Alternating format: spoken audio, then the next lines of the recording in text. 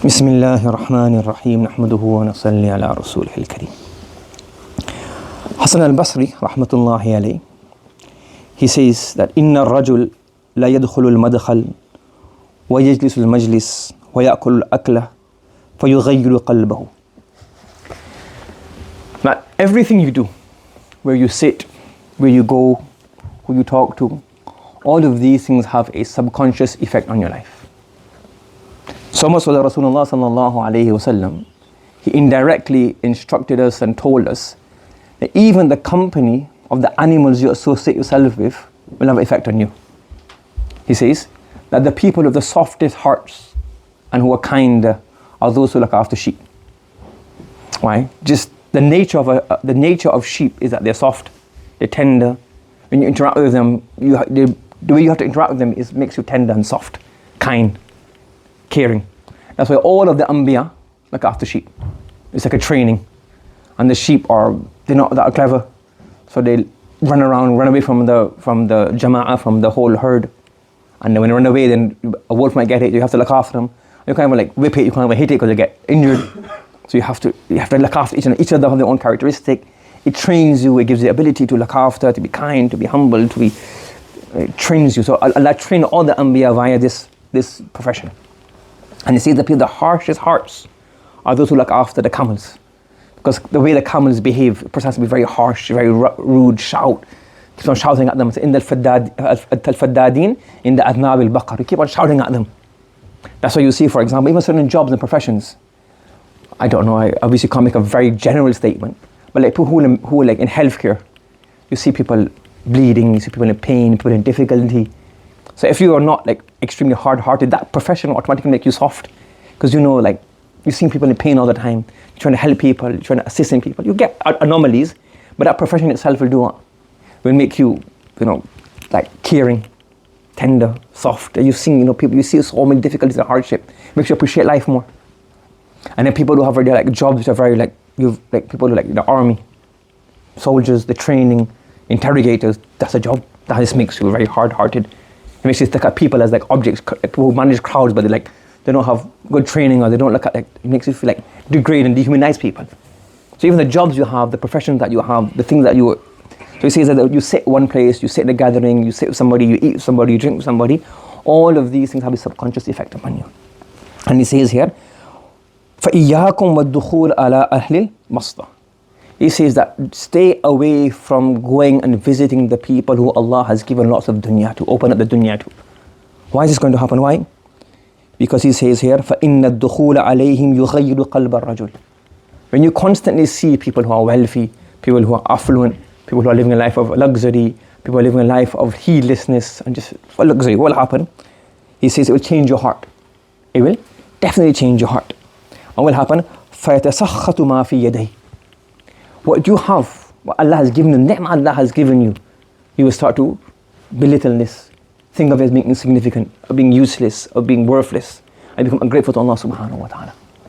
And this is something we need to keep our eye out. A lot of us, again, everything, there's no point saying, it's a zaman of fitna. It is a zaman of fitna, but everything's in the pros and cons. So internet has pros and cons. One of has many pros. Life has become very easy. Buying, selling, banking, paying bills, buying stuff, information, knowledge, everything is there. You actually don't have to watch mainstream media. You can get information from other sources people can't control. You can make your own choice. There's so much benefit. But there's also comes with harms. One of the harms is this, that we can see the best of everything. We always see the best of everything. So shukr becomes very less in our lives. Whatever you have, you will see somebody with something better than what you have, and they make you ungrateful. Yes?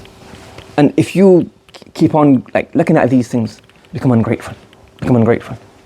Like you have a car, and if you keep on watching videos about car, going to auto trader, doesn't matter what kind of car you have, automatically you become ungrateful. You know what? People don't even have feet.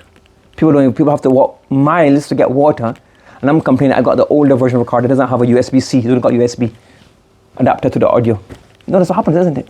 We know how ungrateful that is, how we're mourning.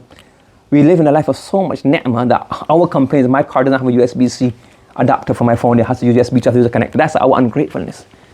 We don't realize how blessed we are. Sometimes we think, oh, like, in Surah Baqarah, Allah mentions Banu Israel. Allah gave them manna and salwa. We're tired of manna and salwa. No? We don't want manna and salwa, meaning the food was come right there in front of them, and they said, we're tired of this. We don't want this. We want min baqliha wa kithaiha wa fumiha wa adasiha. I read the wrong order, I think. It doesn't matter. You got the idea? That they said, we don't want this easy food, we want something else.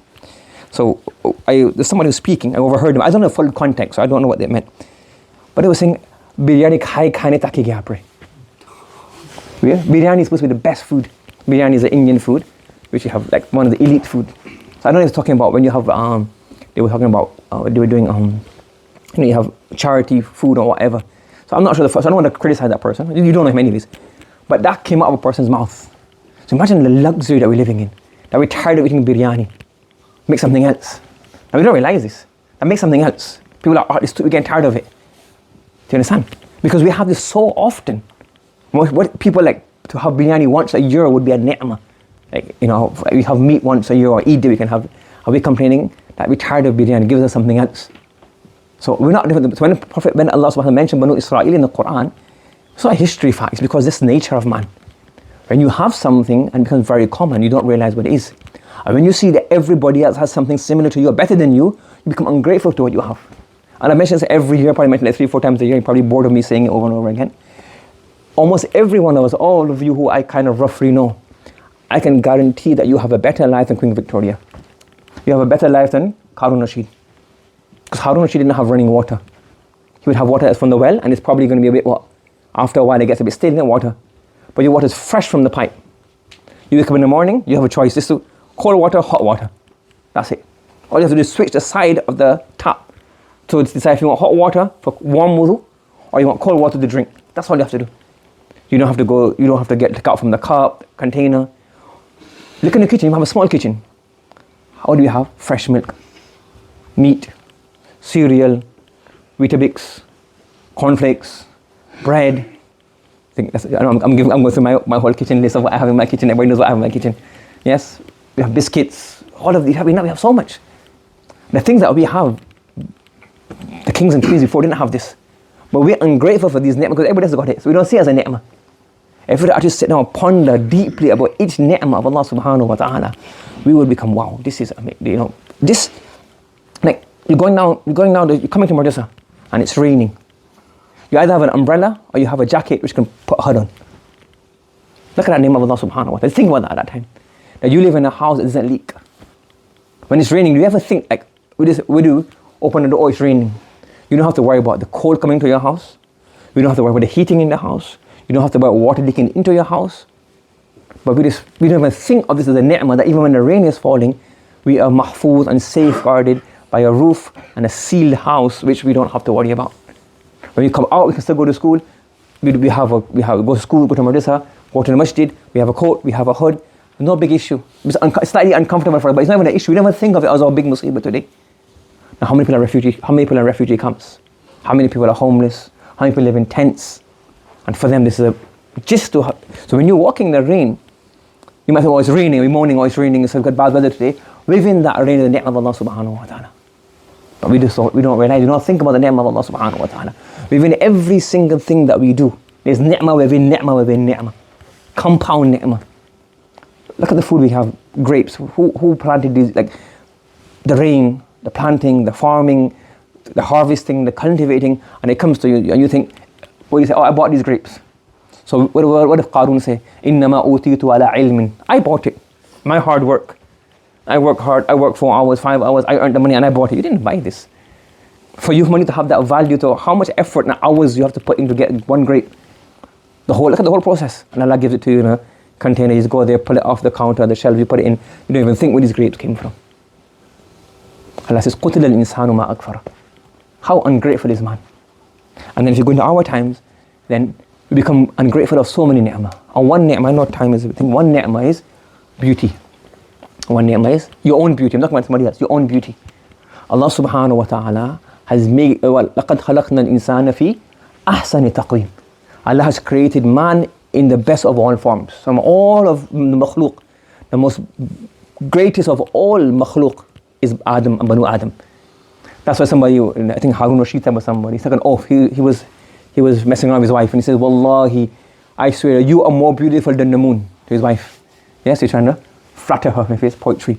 And I swear that if you're not more beautiful than the moon, 3 talaq. And his wife she got upset. She got, you said, is that talaq going to happen now? So she covered her face and said, I'm divorced from you now. So then they gathered the fuqaha. Like, this must happen, what should we do?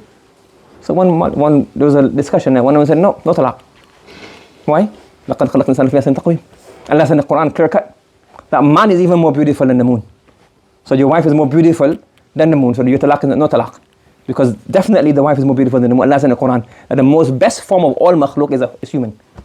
And each human, what the Prophet tell us, when they look in the mirror, what do I read? Allahumma ahsanta khalqi. Oh Allah, you have beautified my khalq. The way you have made me, every single person. Whatever the shape of your face, whatever the shape of your nose, the color of your skin, size of your ears and your nose holes and your eyes and the color of your eyes, in every person Allah has created beauty. But what's happened now? You go to Instagram and you see so many other people, and then become ungrateful to Allah subhanahu wa ta'ala, that my nose is like this, and my skin color is like this, and my eyes are like this. Allah has created everybody with beauty.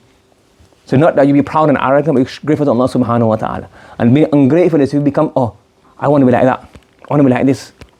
And sometimes this pandemic, this whole musibah, is that people become so inferior and so like depressed and so like worried about their looks. However you are, Allah has created beauty within you. And they will automatically, if you're a male, you'll automatically be somebody who will be attracted to you, you find a spouse. And if you're female, and the time is right, you will find a husband who will be attracted to you. And you will, but to have this thing that, that ungratefulness, I don't look beautiful, I don't look this, put on all this kind of makeup. Sometimes I was seeing an article, my wife sent me an article, that so many people, couples, after they marry, they feel embarrassed, or they feel conscious of being without makeup in front of their husbands. Like they feel so less self-confidence that in front of their husbands who you're married to, I don't want to have them take my makeup off because I don't know what you think about me. Listen, I'm grateful to Allah subhanahu wa ta'ala. Allah has given everybody beauty. So within that. And then similarly as well, that if you also keep on looking at it, your aspirations go higher and higher. If you keep looking at this woman, that man, when you get married, your wife is not going to meet the expectations of the selected, chosen, like 1 in a million, they have the best model to advertise the product. And if you keep looking at all of these things, what's going to happen? You're going to expect that your wife's going to be like that. You're going to expect your husband's going to be like this. And you'll be ungrateful to Allah subhanahu wa ta'ala. So Allah has created, so from the many ni'mah Allah has bestowed upon us is our own beauty. So whatever form Allah has created you in, be grateful to Allah subhanahu wa ta'ala. This is my beauty. In my face, whatever color my skin, whatever size my body parts are, this is the way Allah wanted me, and this is beauty. Alhamdulillah. That's what the Prophet said, Allahumma ahsanta khalqi. He's saying that when you look in the mirror, have this ihsas and have this thought that, oh Allah, you have made me beautiful, I am grateful for this. And along with what's more important, so I'm happy for this, but focus more. So be grateful, but focus more what? Then the other version, فَحَسِّنُ خُلُيَ أَحْسِنُ خَلْقِ, then beautify my character as well. That's more long lasting, that has more impact. So do focus on these two things. Be grateful to Allah subhanahu wa ta'ala. The ni'mah is bestowed upon you. And in this age where people are getting all obsessed with the looks, don't be ungrateful for the beauty that Allah has granted each person individually. And similarly, don't go and keep on looking at all of these things, because when you look at all of these things, you become ungrateful for what you have. Ungrateful for your spouse, ungrateful for your children, ungrateful for your own food, ungrateful for the ni'mah Allah has bestowed upon you. Everything you have, think about it. وَإِن تُعُدُّوا نِعْمَةَ اللَّهِ لَا تُحْصُوهَا. The ni'mah that Allah has bestowed upon you, can never count them. Even if you're very poor or you're very rich, the ni'mah that Allah has bestowed upon you is endless. This, I keep on going on and on. The one person came to this person and he said, no, I'm very poor. I know, he's talking about how poor they are. And he said, if you had the whole world, like the sultanah of the whole world, and what happens? A water got stuck and you got stuck in your throat. So he said, if you were starving, you're not starving, you were thirsty, absolutely thirsty in the desert, and you need a cup of water, and you were dying, thirsty. I said, give me half your kingdom for a cup of water. Would you take it? Would you give it? I've got no choice. You got no choice. And say, if that water went into you, and you couldn't get it out as urine, you had pain in your kidneys and your livers trying to get it out, you can't get it out. Would you give the other half to get rid of this water? So you say, well, I've got no choice then. So that's the value of the dunya. So when you have all of these bodies, even if you've got nothing, you can sleep, your body functions. For hundreds and thousands of times your heart pumps blood. You can hear, you can see. All of these ni'mah Allah has bestowed upon you are great favors. Never become ungrateful, like Allah has bestowed others with. May Allah subhanahu wa ta'ala give us ability to be thankful for His ni'mah. Subhanallah wa bihamdihi, subhanakallahumma wa bihamdika. Nashhadu an la ilaha illa anta, nastaghfiruka wa natubu ilayk.